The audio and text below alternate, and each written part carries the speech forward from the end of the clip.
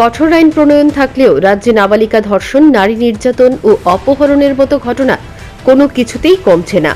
গত কিছুদিন আগে তেলিয়ামুড়া থানা এলাকায় ছোট ছোট কন্যার উপর পাশবিক অত্যাচারের ঘটনাটি বিভিন্ন সংবাদ মাধ্যমে প্রচারিত হয়েছিল।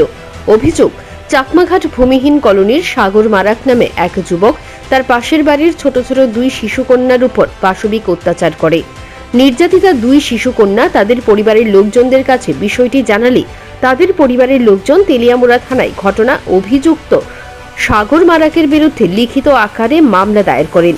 তেলিয়ামুড়া থানার পুলিশ যথারীতি 354B, 506 IPC এবং 4 অফ পক্সো আইনে মামলা নথিভুক্ত করে। যদিও মামলা হাতে নেওয়ার পর পুলিশের তেমন কোনো তৎপরতা ছিল না। পরে বিভিন্ন সংবাদ মাধ্যমে খবর প্রকাশিত হবার পর নড়েচড়ে বসে রাজ্য শিশু সুরক্ষা ও অধিকার কমিশন। রবিবার সকালে রাজ্য শিশু সুরক্ষা ও অধিকার কমিশনের চেয়ারপারসন জয়ন্তী দেববর্মা ও সদস্য শর্মিলা চৌধুরী তেলিয়ামুড়া থানায় যান এবং ঘটনার অভিযুক্ত সাগর মারাককে গ্রেপ্তার করে আইনগত ব্যবস্থা গ্রহণের দাবি জানান। আসলে এখানে গতকালকে আমরা মিডিয়ার মারফত জানতে পেরেছি যে এটা চাকমাঘাটের ভূমিহীন কলোনি। এখানে দুই বাচ্চা নিয়ে কয়েকদিন আগে ওরা বলতে পারছে না কবে হয়েছে ঘটনাটা, নির্যাতিতা হয়েছে। তো এই তদন্তের খাতিরে আজকে আমাদের এখানে আসা। এখানে এসে দেখলাম তেলিয়ামুড়ার পিএস থেকে ওনারা খুব চেষ্টা করছেন অপরাধীকে ধরার জন্য। অপরাধীর নাম কি যেন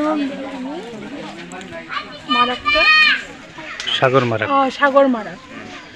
মারাক। ও নাকি এরকম ঘটনা করেছে। দুইজন ছোট ছোট বাচ্চা নিয়ে, যাদের বয়স এখনো 10 বছরও হয়নি, একজন 7 বছর, একজন 8 বছরের মেয়ে বাচ্চা। সেই তদন্তের খাতিরে আমরা এখানে আসলাম এবং পরিবারের সাথে দেখা করলাম এবং মেয়ে দুটির সাথেও আমাদের দেখা হয়েছে। মেয়ে দুটি এখন খুব ভালোই আছে, কিন্তু অপরাধী এখনও ধরা পড়েনি। আমরা চেষ্টা করছি অপরাধী যেন তাড়াতাড়ি ধরা পড়ে এবং পিএস থেকেও আমরা ওদেরকে অনুরোধ করেছি যে অপরাধী যেন সাগর মারাক তাড়াতাড়ি যেন ধরা পড়ে এবং এটা সঠিক তদন্ত যাতে হয়। এই ধরনের ঘটনার পরিপ্রেক্ষিতে কি বলবেন? আসলে এটা খুব দুঃখজনক ব্যাপার। মানে আমাদের সমাজ এখনো সচেতন হয়নি।